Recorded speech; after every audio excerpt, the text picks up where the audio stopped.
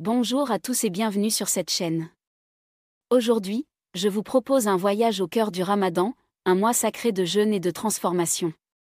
Ce n'est pas seulement une période d'abstinence alimentaire, c'est aussi un moment intense de réflexion, de renouveau spirituel et de réorganisation de sa vie. Dans cette vidéo, nous allons aborder les multiples dimensions de ce mois particulier en nous intéressant à la fois à ses aspects spirituels et à ses implications sur la santé et la nutrition. Nous parlerons des différences entre le jeûne pratiqué dans le cadre religieux et le jeûne à visée thérapeutique. Nous verrons comment le jeûne affecte l'hydratation, la glycémie, le sommeil, la digestion et le métabolisme. Nous évoquerons également les précautions à prendre pour les personnes présentant certaines pathologies et nous terminerons en examinant l'impact sur le système cardiovasculaire ainsi que les conseils pour vivre le Ramadan de manière saine et équilibrée. Restez avec nous jusqu'à la fin. Et n'oubliez pas d'aimer, de vous abonner et d'activer la cloche pour être informé des prochaines vidéos. Installez-vous confortablement, prenez le temps d'écouter ces mots et laissez-moi vous emmener dans une exploration détaillée et authentique de ce mois béni, en partageant des réflexions, des conseils pratiques et des informations précieuses qui vous permettront de vivre pleinement ce moment de spiritualité et de bien-être. Comprendre le Ramadan. Le Ramadan occupe une place centrale dans la vie de millions de personnes à travers le monde. En tant que 9e mois du calendrier lunaire islamique, il représente un temps de purification et de dévotion qui dépasse le simple cadre alimentaire. Ce mois sacré, où le jeûne se pratique du lever au coucher du soleil, est bien plus qu'une contrainte physique, il est un véritable cheminement spirituel qui invite chacun à se rapprocher de Dieu, à renouveler sa foi et à redécouvrir les valeurs de partage, de solidarité et de compassion. Les fidèles se réunissent dans la prière, la lecture du Coran et des actes de charité, afin de renforcer les liens qui unissent la communauté. Le Ramadan est aussi l'occasion de méditer sur sa propre existence, de se confronter à ses faiblesses et de cultiver la maîtrise de soi. En s'abstenant de manger et de boire pendant la journée, le croyant ressent de manière plus aiguë la réalité de ceux qui, par nécessité ou par chance, ne connaissent pas l'abondance. Cette expérience permet d'éveiller en chacun un sentiment d'empathie et d'encouragement à aider les plus démunis. La dimension historique et culturelle du Ramadan est également très riche. Depuis des siècles, cette période de jeûne est transmise de génération en génération, et elle puise ses racines dans des traditions ancestrales qui célèbrent la résilience, le renouveau et le dépassement de soi. Chaque geste, chaque repas partagé à l'aube ou au coucher du soleil, porte en lui le souvenir de nos ancêtres et des valeurs qui ont forgé la communauté musulmane à travers les âges. Ainsi, le Ramadan se présente non seulement comme une obligation religieuse, mais aussi comme une véritable école de vie où l'on apprend à réévaluer ses priorités, à se recentrer sur l'essentiel et à faire preuve de générosité envers autrui. Vivre le Ramadan, c'est accepter de ralentir le rythme effréné de la vie moderne pour s'immerger dans une atmosphère de recueillement, de gratitude et de partage. Cette période offre à chacun la possibilité de se reconnecter avec son être intérieur, d'éprouver une transformation personnelle qui s'exprime tant sur le plan spirituel que sur le plan physique. C'est un moment où le corps et l'esprit se synchronisent pour atteindre un équilibre harmonieux, permettant de mieux comprendre que la véritable richesse se trouve dans la simplicité et dans l'amour du prochain. Le Ramadan, par son intensité et sa profondeur, nous enseigne que la privation volontaire peut devenir une source de renouveau et que chaque jour de jeûne peut être une étape vers une version plus éclairée et généreuse de nous-mêmes.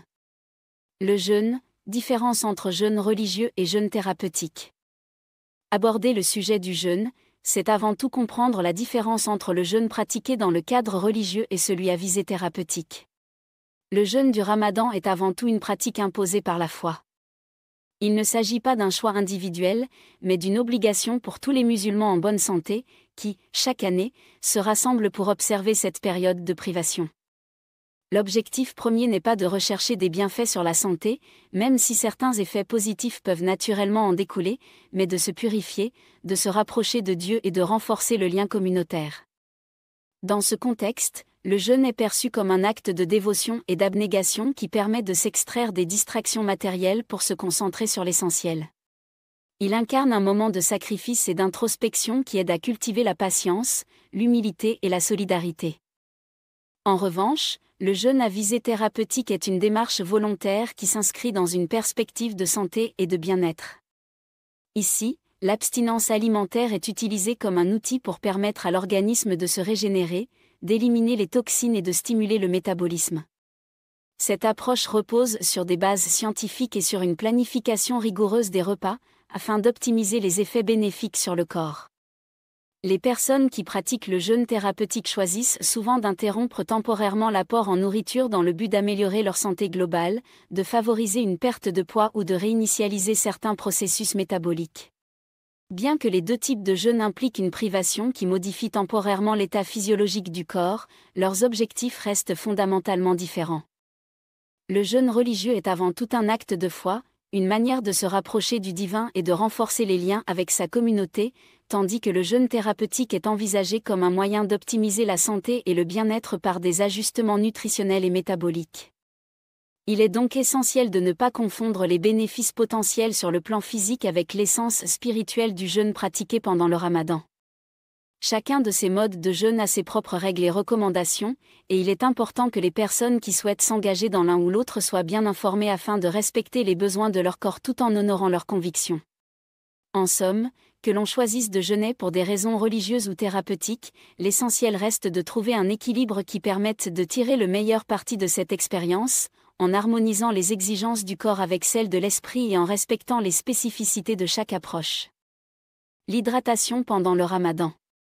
L'un des défis majeurs du Ramadan réside dans la gestion de l'hydratation, qui représente un enjeu fondamental pour la santé durant les longues heures d'abstinence. Le corps humain continue de fonctionner normalement même lorsqu'il est privé de liquide pendant la journée, ce qui peut entraîner une déshydratation si l'on ne prend pas les précautions nécessaires. Les températures élevées et une activité physique modérée à intense, surtout dans certaines régions, peuvent accentuer la perte de liquide et rendre la réhydratation encore plus délicate. Dès le moment du suhoor, il est crucial de préparer le corps à la journée à venir en buvant suffisamment d'eau et en consommant des aliments riches en eau. Le suhoor représente ainsi un moment stratégique pour constituer des réserves hydriques qui permettront de supporter la journée sans apport extérieur.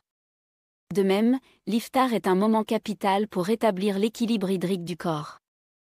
Au moment de rompre le jeûne, il est recommandé de ne pas se précipiter dans la consommation d'un repas lourd, mais de commencer par des liquides simples et légers, afin de permettre une réhydratation progressive et efficace. L'eau demeure évidemment l'élément central, mais l'incorporation de fruits tels que la pastèque, le melon ou le concombre, ainsi que de légumes frais, peut grandement contribuer à la réhydratation et à l'apport en vitamines. Il est également conseillé d'éviter les boissons diurétiques, comme certains sodas étaient fortement caféinés, qui risquent d'augmenter la perte d'eau et de rendre la réhydratation plus difficile.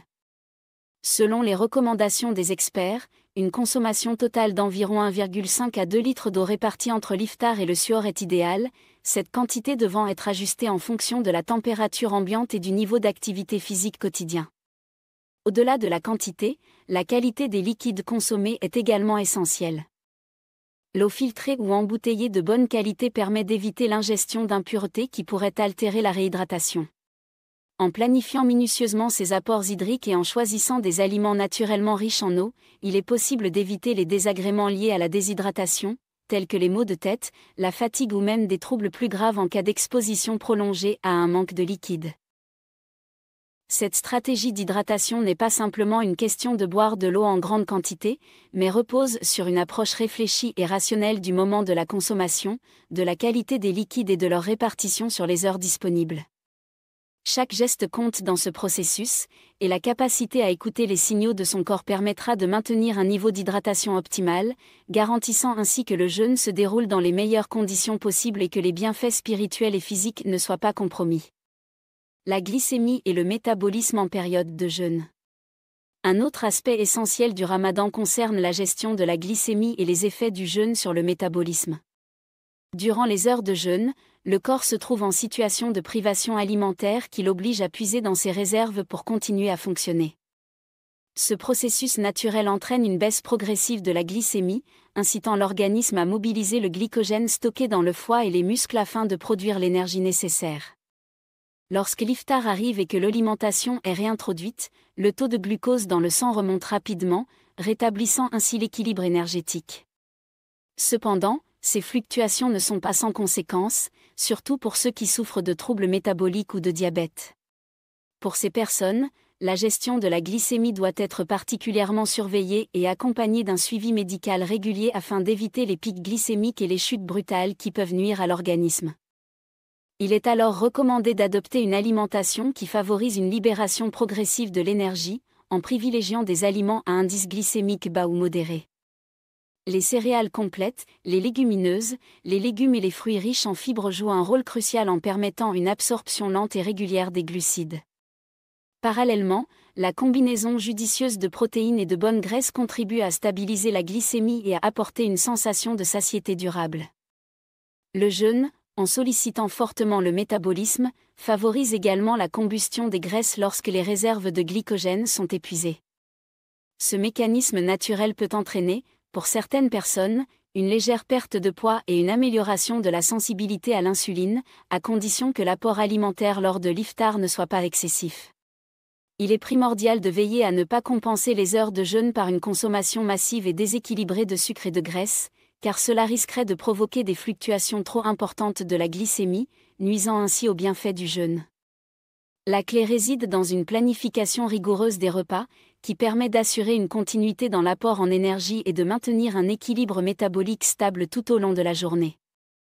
Cette gestion méticuleuse de la glycémie est non seulement bénéfique pour prévenir les risques liés aux déséquilibres énergétiques, mais elle offre également au corps une opportunité de se régénérer et de réorganiser ses processus métaboliques.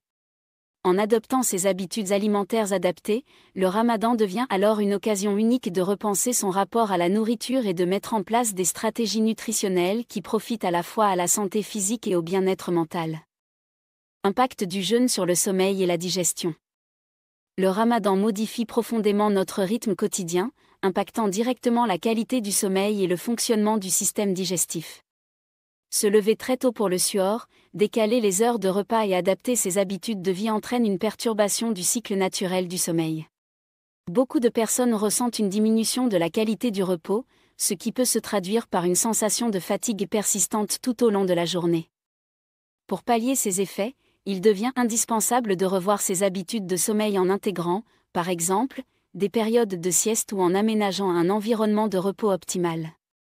Un sommeil de qualité est essentiel pour permettre au corps de récupérer et de fonctionner efficacement, surtout dans un contexte de privation alimentaire. De même, la rupture du jeûne représente un moment délicat pour l'appareil digestif. Après de longues heures sans apport alimentaire, l'estomac et l'intestin doivent se préparer à accueillir de nouveaux aliments. Pour éviter tout choc ou surcharge digestive, il est conseillé de rompre le jeûne de manière progressive. Traditionnellement, cette rupture commence par la consommation de quelques dattes et d'un verre d'eau, geste symbolique qui prépare en douceur le système digestif à recevoir un repas plus complet. Cette approche permet à l'organisme de s'adapter progressivement, réduisant ainsi les risques de ballonnement, d'indigestion ou d'autres troubles digestifs. Il est important de noter que l'équilibre entre un sommeil réparateur et une digestion harmonieuse constitue l'un des piliers pour profiter pleinement des bienfaits du Ramadan. Lorsque l'organisme est bien reposé et que le système digestif fonctionne de manière optimale, le corps est mieux à même de bénéficier des effets positifs du jeûne et de faire face aux défis liés à l'abstinence. Pour cela, il est nécessaire de créer une routine quotidienne qui intègre des moments de repos, de détente et de repas progressifs, afin d'instaurer un équilibre naturel entre le corps et l'esprit. Ce soin particulier apporté au sommeil et à la digestion contribue à transformer le Ramadan en une période non seulement de purification spirituelle, mais également de régénération physique. En adoptant ces pratiques, vous favorisez une meilleure assimilation des nutriments, une réhydratation efficace et un sommeil réparateur qui, ensemble, permettent de maximiser les bienfaits de cette période sacrée. Jeûne et conditions particulières. Il est primordial de reconnaître que, bien que le jeûne du Ramadan offre de nombreux bienfaits, il peut également représenter un défi pour certaines personnes présentant des pathologies chroniques ou des conditions particulières. Pour les patients diabétiques, par exemple, les fluctuations de la glycémie induites par le jeûne nécessitent une vigilance accrue. Dans ce cas, il est indispensable de consulter un professionnel de santé avant de s'engager dans le jeûne, afin d'adapter le traitement et de mettre en place un suivi régulier. De même, les personnes souffrant de maladies cardiovasculaires ou de troubles rénaux doivent prendre en considération les risques liés à la privation prolongée d'aliments et de liquides. Chaque individu étant unique, la capacité à jeûner en toute sécurité dépend de nombreux facteurs tels que l'âge, le niveau d'activité physique et l'état de santé général. Il est donc essentiel d'écouter son corps et de s'arrêter dès les premiers signes d'inconfort ou de décompensation. Dans certains cas, une exemption temporaire du jeûne peut être recommandée, non pas comme un renoncement à la pratique spirituelle, mais comme une mesure de prudence pour préserver la santé. L'approche individuelle est la clé. En adaptant les horaires, en modulant les quantités et en planifiant minutieusement les repas, il est possible d'harmoniser les exigences du jeûne avec les impératifs de santé. La prudence et la rigueur dans le suivi médical permettent de transformer le jeûne en une expérience bénéfique, sans pour autant mettre en péril le bien-être physique. Il faut se rappeler que la foi et la dévotion ne sauraient justifier la mise en danger de sa santé, et que la sagesse réside dans la capacité à adapter ses pratiques aux réalités de son organisme. Ainsi, en prenant soin de respecter les recommandations des professionnels de santé et en adoptant une approche réfléchie, chacun peut vivre le ramadan de manière harmonieuse et sécurisée, tout en honorant la dimension spirituelle de cette période sacrée. Impact sur le système cardiovasculaire. Le jeûne du ramadan exerce également une influence notable sur le système cardiovasculaire, un aspect essentiel pour le bien-être global. En limitant l'apport calorique sur une période prolongée, le corps active divers mécanismes de régulation qui peuvent contribuer à la diminution de la pression artérielle et à l'amélioration de la circulation sanguine.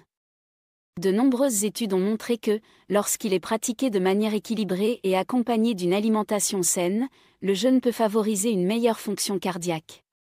Toutefois, ces effets bénéfiques dépendent en grande partie de la qualité des aliments consommés lors de la rupture du jeûne. Un repas trop riche en graisses saturées ou en sel risque d'annuler les bienfaits du jeûne et de mettre le système cardiovasculaire à rude épreuve. Pour tirer profit des effets protecteurs du ramadan sur le cœur, il est donc essentiel de privilégier une alimentation équilibrée, riche en nutriments et en antioxydants, et d'éviter les excès lors de l'iftar. Adopter un mode de vie actif, avec une activité physique modérée adaptée aux contraintes du jeûne, contribue également à améliorer la circulation et à renforcer le muscle cardiaque.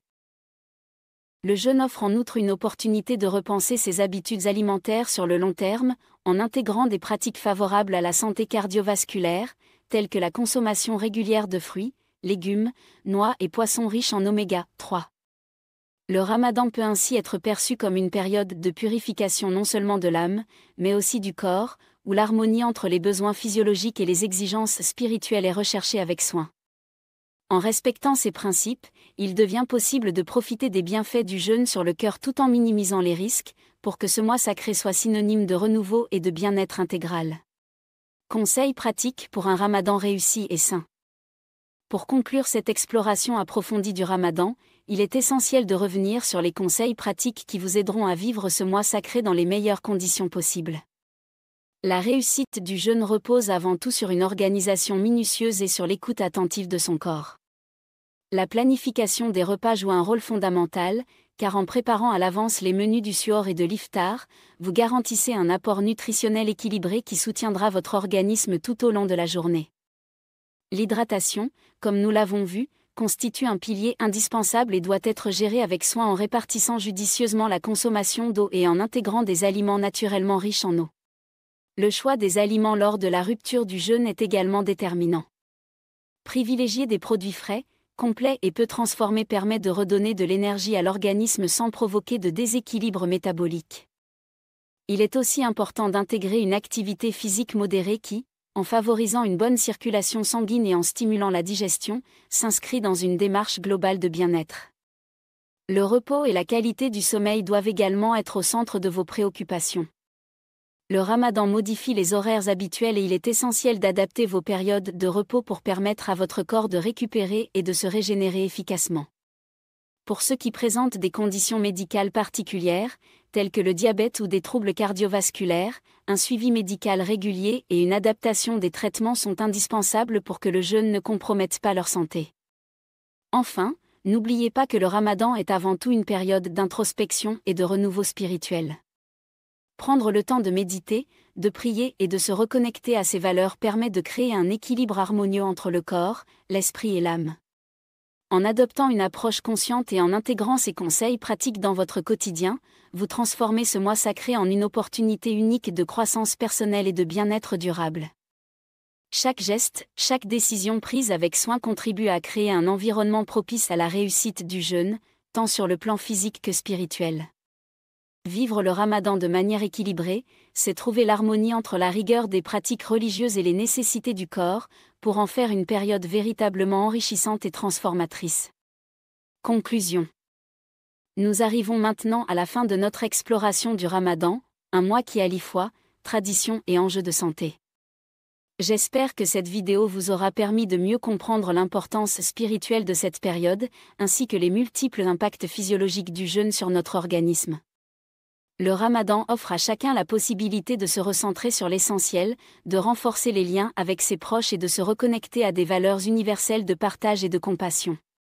Prenez le temps de planifier vos repas, de vous hydrater correctement, d'adapter votre activité physique et de respecter vos besoins en repos afin de vivre ce mois sacré dans les meilleures conditions possibles. Chaque geste, aussi petit soit-il, contribue à créer un équilibre harmonieux entre le corps et l'esprit, et permet de profiter pleinement de cette période de renouveau. Si vous avez trouvé ces conseils utiles, n'hésitez pas à partager vos expériences en commentaire, à aimer cette vidéo et à vous abonner pour ne rien manquer des prochains épisodes. Je vous remercie sincèrement d'avoir suivi cette exploration détaillée et je vous souhaite un Ramadan riche en enseignements, en paix et en renouveau.